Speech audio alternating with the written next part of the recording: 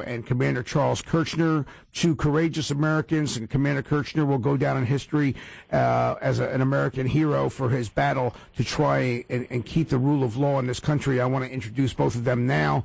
Good evening, gentlemen. Welcome to the Les Naiman Show. I'm glad to have you back again. Good evening. This is Commander Kerchner. Hi, Commander Kerchner.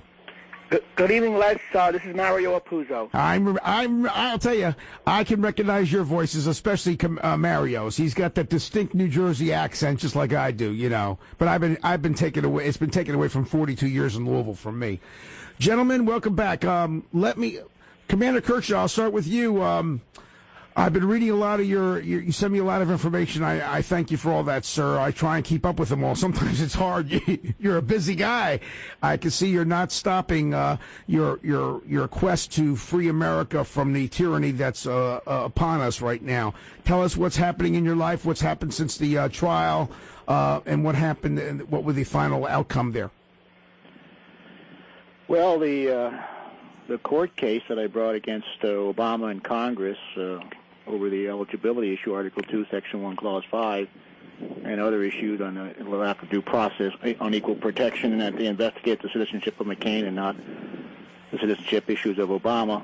That went to the Supreme Court in September with a petition. Mario can give the details of that, but there were 4 questions in that petition. And the Supreme Court just declined to even look at it. They just denied looking at it with no comment. And what was worse is that we had asked 2 of the Supreme Court justices, Kagan and Sotomayor, to recuse themselves because they were appointed by Obama, and if the case would have been heard and decided in our favor, they would lose their job. They would have lost their appointments because he is a legal president, in my opinion, and his appointments are illegal. So they should have recused themselves even from the appearance point of view, but they also had a direct financial interest in their very jobs and salaries and lifetime appointments depended on the legitimacy of Obama.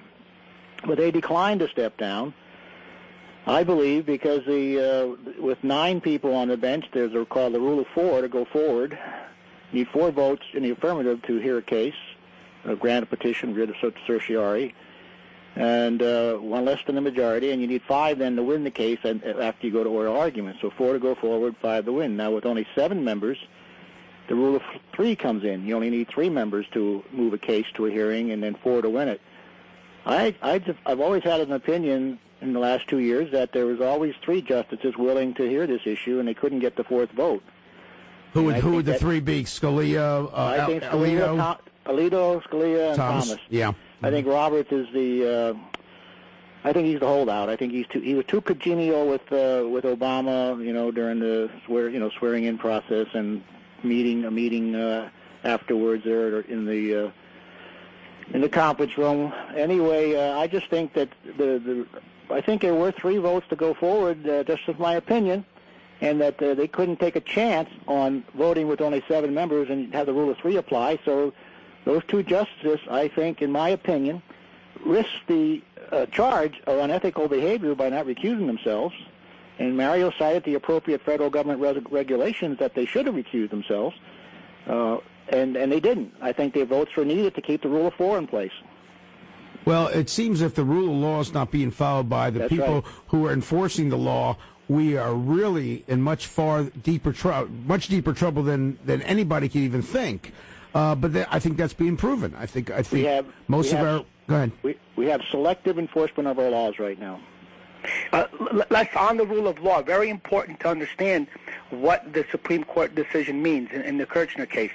Now, many people might say, "Oh, well, there's no basis to it. The Supreme Court turned it down." They didn't rule. They didn't give a decision. Either way, so we have no decision, which means that we still don't have respect for rule of law. Now, what is the rule of law in this case? It's whether or not the person presently sitting in the office of the president is constitutionally eligible. I mean, that's a rule of law. You've got to be a natural-born citizen to be the president.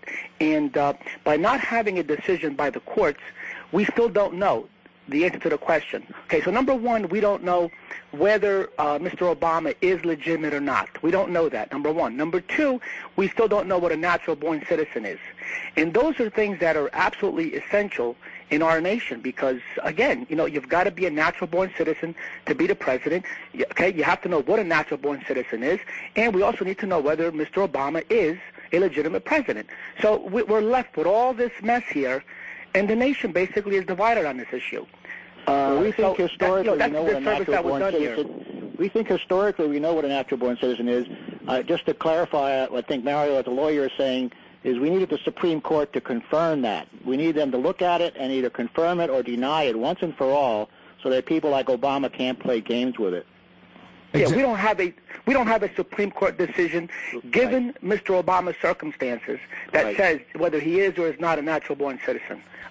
Again, just to follow up on what Charlie is saying, the common law definition of a natural-born citizen, which comes out of natural law in the law of nations, is that you have to be born in the country to citizen parents. That's the original common law definition, which was never changed throughout our history. The only thing that ever changed in our history was the definition of a citizen of the United States. That changed because of the historical development of the United States. We had it with the slavery issue, with blacks. We had it with Indians, with Asians. So we went through this process of opening up membership to American society a little bit at a time, but that only made you a citizen of the United States. It was the children of the citizens, as originally conceived by the Founding Fathers, who are the natural-born citizens, who have the duty and the obligation to carry on what the founders created, in the constitutional republic, because it's the children of the citizens who will preserve the nation, not children of aliens, because the parents give those children values. If they're giving them different values, they're not giving them American values, constitutional values. So that's why the founders said it's got to be the children who will preserve what we've created. And those were your natural-born citizens. You could be a citizen of the United States to be president at the time of the adoption of the Constitution, because you had to start the nation. It was a revolution. We started a new society. You need first citizens. So those were your citizens. They were all naturalized. Nobody was born a U.S. citizen at that point. They became citizens by revolution, by the Declaration of Independence, by treaties with Great Britain. People became naturalized American citizens. They were your citizens of the United States. And then later on, of course, we know that the founders wrote natural-born citizen in the Constitution, and they would have been the descendants of those citizens, or children of naturalized citizens, because of course we expected naturalization. So people come here, they naturalize, they follow the rules. Their children then also could become natural-born citizens. So that's the situation. And I believe that the immigration situation is another attack against the rule of law, against the natural-born citizen situation. I believe this is all pretty much connecting the dots between both. It seems that it's allowing the illegals to come here just carte blanche, and I think it's all pretty much one big lump together. We'll get back to you more about this after we take a word. You're listening to the Les Naiman Show on 970 WGTK. We'll be back with Commander Kerchner and Mario Apuzzo after this. 970 WGTK. Never visited the Thai Cafe? Then you've missed out on one of the very best restaurants in Louisville. Shavante Snow has been creating original Thai cuisine that will delight your palate at the Thai Cafe for over 16 years. The Thai Cafe in Holiday Manor Shopping Center on Brownsboro Road. Open for lunch Monday through Friday, 11:30 a.m. to 2:30 p.m. And dinner Monday through Thursday, 5 to 9:30 p.m. And Fridays and Saturdays, 5 to 10 p.m. The Thai Cafe. Don't deny yourself any longer. There's no place like home. There's no place like home. Dorothy knows, and so do you. There's no place like your own home. A place you can feel safe and comfortable. And comfort during the heat and humidity of spring and summer months in our Ohio Valley means taking care of your home's air conditioner. Make sure you're ready for hot weather. Call Bryant Heating and Cooling now to take advantage of the air conditioner preventative maintenance check and clean for only $59.95. Let Bryant prolong the life of your equipment, eliminate untimely breakdowns, and lower your utility bills with preventative care for your air conditioner. Call Bryant Heating and Cooling today and schedule your air conditioner preventative care maintenance at 363-2451. Bryant's been family owned and operated in Louisville since 1941. Bryant Heating and Cooling. We're not comfortable until you are. Call today, 363-2451. That's 363-2451. Fighting liberal lunacy, let's do it together on The Mike Gallagher Show. Weekday mornings at 9 on 970 WGTK. You're listening to the Les Naiman Show, and I have with me Mario Apuzzo and Commander Charles Kerchner, who have been on the forefront in the battle of trying to find out the truth about Barack Hussein Obama and trying to free up the information that's needed for the American people to see who their leader is. Yes, sir. I wanted to comment on that illegal immigration thing you made. Please do. I think it all boils down to that's a classic example of another failure of the rule of law and the lack of patience with people today with respecting the rule of law, and that the illegal immigrants just want to come here and get all the rights of citizenship without going through the process. They just want to walk across the border or whatever, sneak into the country, however, and they think they're immediately entitled to all the rights of citizenship, which they're not. So, likewise, that the president, a president, to be a president of this country, you have to be the child of citizens. In other words, a second-generation American. If you come from recent immigrant stock, you have to be the child born in the USA of two naturalized legal immigrants. Okay, so they just want to skip to the head of the line. They don't want to wait to be a second-generation American by both parents become the president. They think that you can just become the president, whoever has the most money and can win the election. That is not the Constitution. That is not respect for the rule of law. People today just want to totally trash the Constitution and all laws and just have whatever they think they can have immediately without following the rule of law or having any patience to earn it. I agree, and I believe that President George W. Bush and Barack Obama have pretty much Bush with Vicente Fox and Obama with the president of Mexico, pretty much telling him, send your guys over. Basically, this way we can give you back what you want. They're not enforcing the border. I mean, the sovereign nation. One of the key aspects of having a sovereign nation is a clearly defined territory and border, and the power to enforce it. Absolutely. And they are not enforcing our laws. Again, no respect for the rule of law as far as what our border, to maintain the order of our border and keep immigration legal and orderly. They, meaning the progressives, want anybody to be able to come here simply by walking into the country and immediately get all the rights of citizenship. Mario? Here's something else. A very simple concept to understand. Just think about this. How can somebody expect to be the citizen of a nation without having that nation's consent to be a citizen? Now, what that means is this. Right now, the way we interpret the 14th Amendment, we at least expect the alien parents to be domiciles or domiciliaries or residents of the nation. Now, that's a change from the past, because in the past, we expected people to be born to citizens, okay, which again brings our natural-born citizens. But we've relaxed that to allow people to be citizens of the United States, and the courts had to do that in order to allow white European children to be citizens. In other words, they were born here of alien parents. Like let's say, Germans or French or Italian, what have you. Well, it was the Chinese Exclusion Act. Chinese immigrants could not naturalize, so that Wong Kim Ark settled that by saying, if your Chinese parents were here, domiciled here, and you're born here, you are a citizen. I'm not talking about Chinese. I'm talking about white Europeans at this point. Okay. The Chinese had a different problem. They could not become citizens because of the treaties with China and because of our government. We said they cannot be citizens. Okay, so Wong Kim Ark actually went beyond just allowing domiciliaries to be citizens, because even though the Chinese parents in Wong Kim Ark were domiciliaries, the treaty said they could not be citizens. So the court actually went beyond what the nation allowed. Both nations, both China and the United States, both said that they could not be citizens, but the court went ahead and made them citizens anyway. So that's a different situation. But going back to what I was saying is that, so the court said, okay, you can be a citizen of the United States as long as your parents are either residing here or domiciliaries. So in effect, by allowing them to be domiciliaries, we've given our consent that they're here. But when you apply that to illegal aliens, we don't even know they're here. For example, right? and then all of a sudden their children become citizens. So, they've become citizens without any consent whatsoever of the nation. And I think that's a legitimate issue which needs to be explored by Congress and the courts. Well, I think the media needs to get out there and do their job, too, as the fourth branch of government, basically being the watchdog, and they don't do it, obviously. Well, you know why, don't you? Of course, they're affiliated with the They already know the answer. Obama is not eligible, and they don't want to go there and find out what the truth is. Absolutely, absolutely. And I've always said that the media is the biggest problem in this country, because as long as they're running interference for the corruption and for what's really going on in this country that's destroying this country, it will happen. I mean, it's going to be very difficult to overcome this.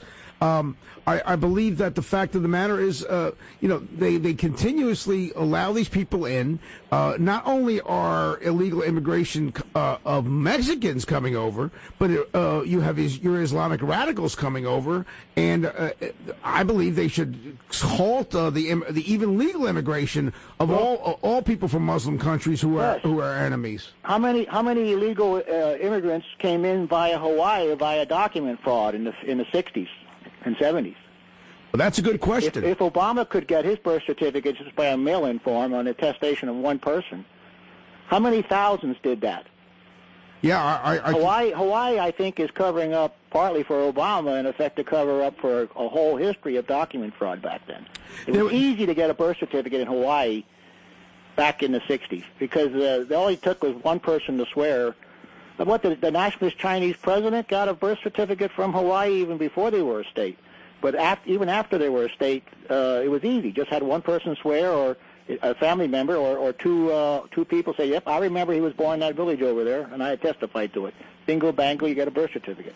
Yeah, and the fact of the matter is, it still goes on. I mean, Hawaii. There's a lot of identity fraud going on, and that's why that's another reason that we ought to be investigating the charges against Obama. And what about this investigation into Obama's Social Security number? He supposedly has numerous Social Security numbers, and the one he's using is from Connecticut. And a selective service registration made in the city of Chicago when he wasn't in Chicago when he was 18. Falsified, backdated selective service registration, which precludes him from having any federal office for violation of that selective service registration law. It's a felony. And now he's a president. I mean, it's unbelievable, the laws that he's basically on a I haven't seen a document put out with his signature on it or his data on it that's real. Everything that's been out there is forged. The foxes are in the hen house, folks. Mm-hmm. The foxes are in the hen house.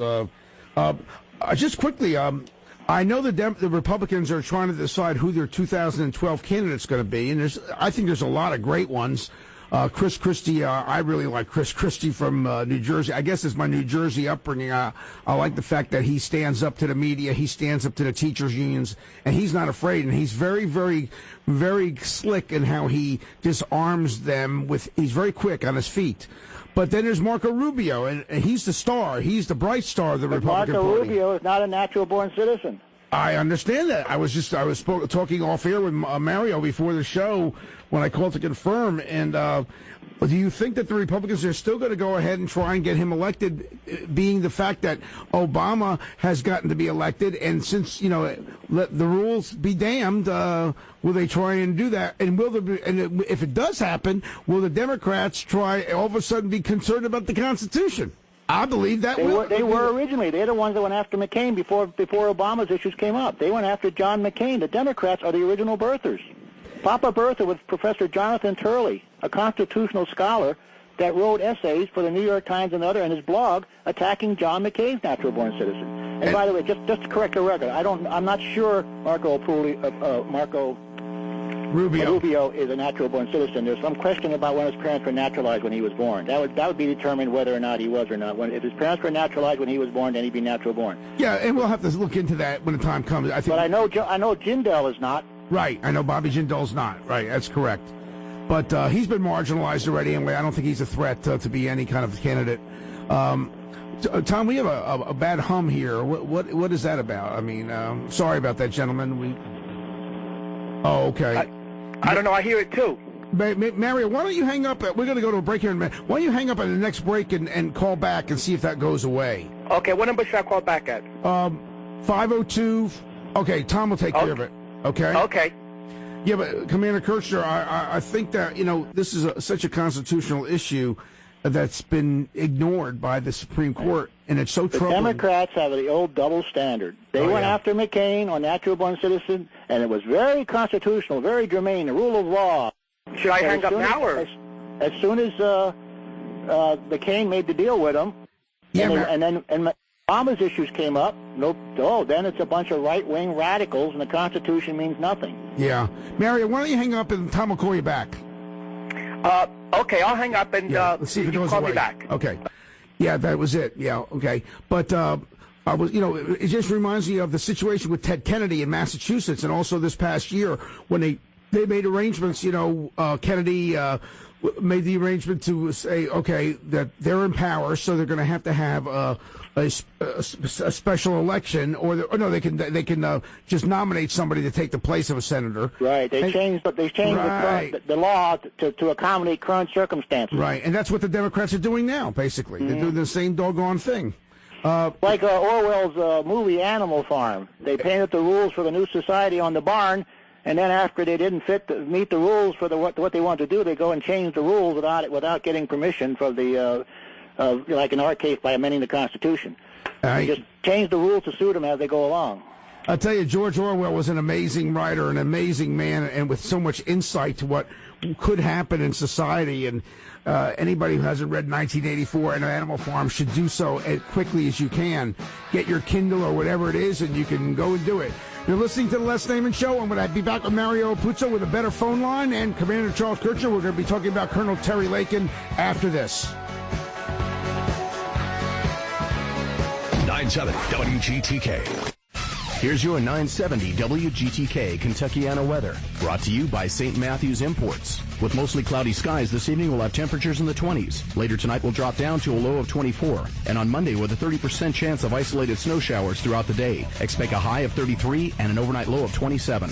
This weather report was brought to you by St. Matthews Imports. Quality care for people who love their cars. Call them today at 896-0305.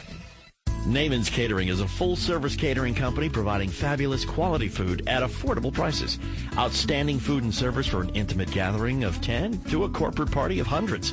Naiman's Catering prepares and delivers traditional Thanksgiving and Christmas meals with all the trimmings, the best dressing and tender home-roasted turkeys and hams you've ever tasted, and home-style casseroles and delicious desserts, too. Naiman's has the best food, but that's not all. They also supply tables, chairs, linens, skirts, and full bar service for all your holiday parties. And Naiman's is approved at top venues like the Melwood Arts Center, the Gillespie, and the Fraser Museum. Start planning now for your Thanksgiving gathering, Christmas office party, or New Year's Eve gala. Call Naiman's Catering at 327-7333 or go online at naimanscatering.com to check out the many menu choices and ideas. This year, relax and enjoy your guests. Call Naiman's Catering, 327-7333. That's 327-7333. You're in the middle of planning the perfect wedding reception or graduation party, or maybe the mother of all derby parties. Well, before you make another move, pick up the phone and call Bluegrass Rental. Bluegrass Rental is a full-service party event rental business that has everything you need. Bluegrass Rental's been the company behind Kentuckiana's best parties for 14 years. Service is their specialty, and they work hard to make sure your event is a success. From picnic to top shelf needs, no order is too big or small for Bluegrass Rental. And Bluegrass will work with you, your caterer or event planner, so that every detail is perfect. Anything you need for entertaining, from tables, chairs, linens, tableware, and glassware to tents, dance floors, concession equipment, and wedding accessories and decorations. And Bluegrass Rental has office equipment for every type of business meeting at prices even your boss will appreciate. Call 241-0222 and see for yourself. That's 241-0222. 241-0222. Don't miss your daily dose of debate, The Michael Medved Show, weekday afternoons at 3 on 970 WGTK. This is Les Naiman. I'm here with Mario Apuzzo and Commander Kerchner. Before I get back to them, I want to just let everybody know to stay tuned at the top of the hour for Dr. Stan Frager. He has with him tonight Dr. Linda Petter, I believe it is, between 8 and 9, and she's going to be speaking to you about health care and a budget and her rational approach to Obamacare, and she's got some great solutions that as an alternatives to Obamacare. Tune in. It's a must listen to. And then from 9 to 10, Kim Actually will be on and dealing with aging parents and how to give help for aging parents. I think I'm going to listen to that myself, as I have a 94-and-a-half-year-old mother. And anybody who has an aging parent should listen to this show. And if they're not so aging, they're still maybe my age. Well, kids, if you're listening to my show tonight, tune in and listen to Kim Actually and learn something important. With the aging of America, we have more and more of this. Back to Mario and Commander Kerchner. Let's talk about Colonel Laken. The railroading of a great American, a man who took an oath to uphold the Constitution of the United States, protect against enemies, foreign domestic, which is far more than what the people in Washington, D.C. are doing.